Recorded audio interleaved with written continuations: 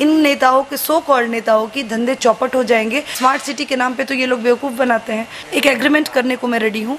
मैंने बोला है कि जो सामने आएगा मुझसे एक एग्रीमेंट करा ले पूरे समाज की, 2 साल बाद मैं रिजाइन कर दूँ। नहीं, करोड़ों की उसमें संपत्ति भी है, रोज चोरी हो रहा है। सरकार ये कर क्या रही है? जन अधिकार पार्टी से भागलपुर विधानसभा क्षेत्र से उम्मीदवार के रूप में रानी चौबे जी नामांकन भरने वाली हैं। आइए उनसे बात करते हैं कि आखिरकार विधानसभा चुनाव भागलपुर में उन्होंने जो नामांकन करने आई हैं, क्या सोच करके आई हैं? देखिए, स्थिति ऐसी बन गई है आज भागलपुर की कि एक ऑफिसर अगर वो टर्न करती है एक नेत्री के रूप में, अगर वो आती है कहीं विकास करते हुए, चीज़ों को, सारी चीज़ें देखते हुए अगर वो नेता बनना चाहती है, तो इसके पीछे वो नेता नहीं बनना चाहती है। अगर कोई ऑफिसर टर्न करता है, दैट मीन्स वो उस समय रहता है, क्योंकि एक ऑफिसर को किसी चीज़ की कमी नहीं रहती है। मैं नगर विकास में मीडिया प्रभारी रही हूँ और मुझे नहीं लगता है कि वो पोस्ट किस्मत वालों लोगों को मिलता है। और समय ऐसा आ गया है कि भागलपुर का दर्द इतना ज़्यादा था कि यहाँ से जो गुहार लगती थी, मैं पटना में रह के भी, जब मैं यहाँ से 2 साल पहले पटना गई तो ये दर्द मुझे छोड़ नहीं रहा था। बिजली के टाइम में जब बिजली फ्रेंचाइजी हुई, जब प्राइवेटाइजेशन हुआ, उस समय मैंने 1000 लोगों को नौकरी दी यहाँ पे। नौकरी के दौरान 6 घंटे से 22 घंटे बिजली दी और उसके लिए काफ़ी संघर्ष किया। ये नॉर्मल नहीं होता है कि एक ऑफिसर आती है, देखिए 10 तरह के ऑफिसर आते हैं। एक ऑफिसर होता है कि वो अपनी ड्यूटी करता है, अच्छी अच्छी बातें कंपनी के बारे में करता है, वो निकल जाता है। मेरी स्थिति ऐसी रही कि मैं कंपनी से लड़ी, लोगों के लिए लड़ी। जनता ने वो रूप देखा, वो चीज़ें देखी जो मेरे अंदर एक सोशल वर्कर था। चूँकि मैं 15 सालों से सोशल वर्कर भी हूँ, महिलाओं के विंग के लिए काम करती हूँ। लगभग बिहार में 2.5 लाख महिलाओं का समूह है जिसके लिए मैं काम करती हूँ। और सोशल मेरे लिए ये नहीं होता है कि मैं एक समाज सेविका कहलाना चाहती हूँ। मेरे लिए अगर एक आदमी भी मुझसे हेल्प मांगने आ रहा है, वो किसी प्रकार का हो, हेल्थ हो, शिक्षा हो, किसी प्रकार में हो, मुझे मदद करनी है, that is called social work. जब मैं बिजली में आई तो उस दौरान मैंने गली गली, मोहल्ले मोहल्ले, 4 विधानसभा के लिए मैंने बिजली में काम किया, नाथनगर, पिरपैती, कहलगांव और भागलपुर टाउन। उस दौरान मैंने देखा कि शहर की ये स्थिति, मतलब आई वॉज रियली शॉक्ड कि यहाँ नेता लोग हैं और ऐसे ऐसे नेता हैं जो बाहर हम सुनते हैं। जब हम पटना में रह के उनका इंटरव्यू देखते हैं तो लगता है कि उन्होंने भागलपुर को, सिल्क सिटी को, शहर को स्वर्ग बना दिया। जब यहाँ मैं आई तो मैं 2 बार नाले में गिरी बिजली के दौरान। जब मैं ट्रांसफार्मर का फोटो ले रही थी उस दौरान मैं पूरे नाले में चली गई, यहाँ तक पानी आया। तो ये व्यवस्था थी नगर निगम के लोगों की, ये व्यवस्था थी यहाँ के विधायक लोगों की, ये व्यवस्था थी यहाँ के MP लोगों की। तो मुझे वहीं समझ आ गया कि शायद इतिहास कुछ और बोल रहा है। मेरा आना एक नॉर्मल चीज़ नहीं हो सकता, क्योंकि एक लड़की जब अच्छी जगह पे काम करती है, यूनिसेफ के प्रोजेक्ट्स में काम करके, वो चाहती है वो दिल्ली जाए, विदेश जाए, बाहर रहे। लेकिन मैं यहाँ के दर्द को देख के मैं यहीं रुक गई। अब बताइए ये कि भागलपुर में जो नगर निगम है उसको लेकर के भी आपने बताया कि जब मैंने एक बार यहाँ पे आई हुई थी, ट्रांसफार्मर का फोटो खींच रही थी तो मैंने नाले में गिर गया। तो कितना आप नगर निगम के क्षेत्र में भागलपुर को कितना सुदृढ़ किए हैं, कहीं कुछ ऐसा है? हाँ, मैं बता दे रही हूँ। जब मैं नगर विकास गई तो मैं इस टारगेट से गई थी कि मुझे बिहार का विकास करना है, लेकिन सबसे पहले मुझे भागलपुर का विकास करना है। क्योंकि भागलपुर, यहाँ जितना सम्मान मुझे मिला यहीं मिला। बिजली, पानी दोनों में मैंने काम किया, बहुत काम करा है। मतलब मैं उंगलियों से गिन के, या मीडिया के फ्रंट में शायद वो समय बहुत ज़्यादा लग जाए एक एक काम गिनाने के लिए। लेकिन उस काम के बाद जब मैं नगर विकास गई तो मेरा दर्द था भागलपुर के लिए, यहाँ के लोगों के लिए, यहाँ की चीज़ें जो लोगों ने मुझे प्रॉमिस करके भेजा था कि मैडम आप जा तो रहे हो लेकिन आप वापस ज़रूर आना, ये चोट थी अंदर से। तो मैंने माननीय मंत्री जी को बोला कि मुझे भागलपुर के लिए योजना चाहिए और मैं करूँगी। मैं फाइल टू फाइल सारी चीज़ों को मूव किया। यहाँ का जैन मंदिर, नाला, मैंने ही फाइल पूरा मूव करके क्लियर कराया। 126 करोड़ की भागलपुर को पिछले साल योजना दी। स्मार्ट सिटी आया यहाँ पे। आप देखिए कि स्मार्ट सिटी के नाम पे तो ये लोग बेवकूफ़ बनाते हैं। कितने ऐसे बिल आए जिनका सिर्फ गाड़ी का बिल आ रहा है, ये आ रहा है, और सारे नगर विकास और सेंट्रल में ये देते जा रहे हैं बिल, और सारे पैसे यहाँ खाते जा रहे हैं लोग। इस चीज़ को समझने की ज़रूरत है कि जनता के पैसे को आप कैसे खा सकते हैं। मैंने जब 126 करोड़ की योजना दिलाई, यहाँ पे सारा काम करा दिया, आपके सिलापट फेंके हुए हैं, आप इस योजना को जानते नहीं हो। In fact you don't know how to work. आपको दलाली चाहिए, आपको चाहिए कि जो बंदा आता है वो मुझे 20% नहीं, 10% नहीं, 75% करे। आपको उन कॉन्ट्रैक्टरों से वसूलना है। इस कारण क्या होता है कि पैन इंडिया भी एक कंपनी आई थी, पानी की कंपनी, मैं खुद लीड कर रही थी उसको, जिससे मैंने बहुत काम किया। बाद में ये दलाली करने लगे लोग उस कंपनी के साथ, और इन लोगों ने शोषण कर दिया और हमें टॉर्चर करने लगे कि हर महीने 2-3 लाख रुपए पहुँचे इनफैक्ट मेरे सीईओ का ये कहना था कि आप मैडम चुप रहिए, जाने दीजिए, मत बोलिए मीडिया को, और मैं लड़ी और मैंने गुस्से में रिज़ाइन कर दिया। मेरे रिज़ाइन करने के बाद इन लोगों ने पूरा रोड कटवा दिया, पैसे लेना शुरू किए। तो बिज़नेस कंपनी कर रही है तो ऑब्वियस अपना बिज़नेस करने आई है, उसको तो रिश्ता कुछ है नहीं, हमारा वाला दर्द है नहीं कि मैं समाज सेविका हूँ तो मुझे दर्द होगा इस शहर से, या इस शहर में काम किया है तो एक प्यार है लोगों से। उनका था कि एक बिज़नेस करना है। तो ये नगर निगम के लोग इंटरनल कंपनियों को घेरते हैं। मैं खुल के बोल रही हूँ कि जो भी नेता आ रहा है आप उनका कार्यकाल देख लीजिए, 3 साल 4 साल 5 साल के बाद ये बेवकूफ़ बना के जनता के पैर पड़ते हैं और फिर 3 साल के बाद ये लोग अपनी गाड़ी में और अपने बिल्डिंग पीट के अय्याशी करते हैं। आज अगर जनता विकास चाहती है तो आज सारी जाति पाति धर्म किसी भी चीज़ों से उठ के वोट करे। आज विकास खुद आया है आपके द्वार पे। मुझे क्या है, मैं अगर चली गई तो दोबारा कोई इतिहास नहीं रचने आएगा। शायद ही कोई महिला होगी जो इतने बलबूते के साथ, हिम्मत के साथ आएगी। नो डाउट यहाँ की महिलाओं, यहाँ की महिला शक्ति में बहुत ताकत है, लेकिन बेचारी क्या करें, उन लोगों को भी दबाव होता है, पार्टी का प्रेशर होता है। लेकिन आज मेरे पार्टी के नेता ने मुझे एक ही बात बोली है कि आप बढ़िए बहन, विकास की ओर जाइए, आपको लगे आप आगे बढ़ाइए भागलपुर को, मैं आपके साथ हूँ। मैं देख रहा हूँ कि बिजली के क्षेत्र में बहुत सारे जगह ऐसा है जहाँ पे कि तार इतना भी आज भी जर्जर स्थिति है तारों का कि एक ही पोल पे लमसम 1000-500 तार लटके हुए हैं। वो चीज़ हम मोहल्ले की बात कर लें, रोड की बात कर लें, उसको लेकर के आपने आज तक क्या किया? मैं बताती हूँ आपको। जब मैं बिजली में आई तो मैंने केस स्टडी किया। हमारे देखिए हमारे एक कंपनी का एक रूल एंड रेगुलेशन होता है कि आपको इतने पैसे मिलते हैं सरकार की तरफ से और इतने पैसे मिलते हैं आपको ये कार्य करने के लिए। हम आए तो जर्जर स्थिति इतनी ज़्यादा थी। आपको एक पता होगा कि 6 घंटे से 22 घंटे का चैलेंज, ये बहुत बड़ा चैलेंज होता है। 6 से 12 हो सकता है, 10 हो सकता है, 22 घंटे आज बिजली रह रही है। शहर मुझे सम्मान देता है। कोई कनेक्शन नहीं था, गरीबों के पास कोई कनेक्शन नहीं था, टोके लगे हुए थे, सारी चोरियां होती थी। हमारे बुनकर समाज के पास ऐसी स्थिति थी कि पूरा सिल्क सिटी चौपट हो रहा था। उस सिटी में मैं घुस के इंटरनल काम करके एक महिला होकर मैं अंदर घुसी। भाइयों ने मुझे बहुत सम्मान दिया और मुझे साथ दिया। मेरे साथ लग के सारे ट्रांसफार्मर लगे। आप जर्जर तारों की बात करते हैं, जर्जर तारों को संवारना हमारा 3 साल 4 साल के बाद का टारगेट था।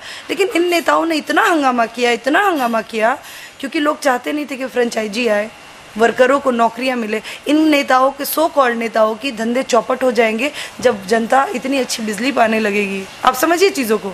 तो इनका मुद्दा क्या रहेगा? ये तो आज इस स्थिति में है कि ये चाहते हैं। आप ही एक चीज़ बताइए, इतनी बड़ी रैली होती है, करोड़ों की रैली होती है, क्या भोलानाथ पुल नहीं बन सकता है? क्या यहाँ से प्लेन नहीं उड़ सकता है? इंजीनियरिंग को स्ट्रॉन्ग करना होगा। मुझे एक बहुत बड़ी कंपनी ने फ़ोन किया कि मैडम हम छोटा चार्टर्ड प्लेन उड़ा सकते हैं यहाँ से।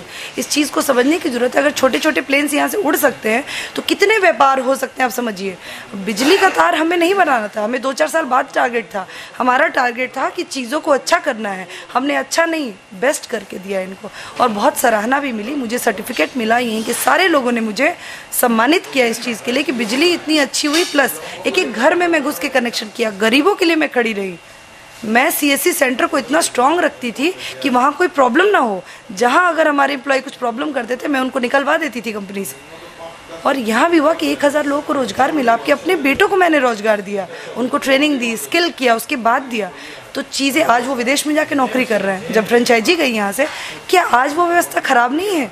आज व्यवस्था तो और भी ख़राब हो गई है, लेकिन आज कोई हल्ला नहीं करता है। आप गौर कीजिए, हल्ला क्यों करते थे वो लोग? क्योंकि लोग नेता लोग थे जो कुछ बंदों को पैसे दे के आगे बढ़ाते थे। मैं उन बंदों से हाथ जोड़ के रिक्वेस्ट करूंगी, इस बार विकास की बारी है।